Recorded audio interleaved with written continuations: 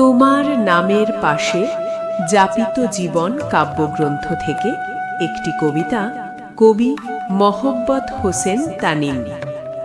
সবুজের তীব্রতা নয়, বরং প্রাচুর্য বাতাসকেও সবুজ করে তোলে। এক ঝাঁক তীয়ে যেন নক্ষত্র উড়ে যায় দিগন্তের ওপারে।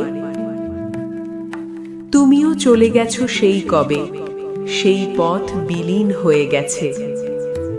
তবু তুমি আমি পাশাপাশি, হাতে হাত, চোখে বিস্ময়। তুমিও চাও সবুজ পেরিয়ে যাবে দিগন্তের ওই পারে। দিন ফুরোয়, সন্ধ্যা ঘনায়, চলে যাও দিগন্ত পেরিয়ে।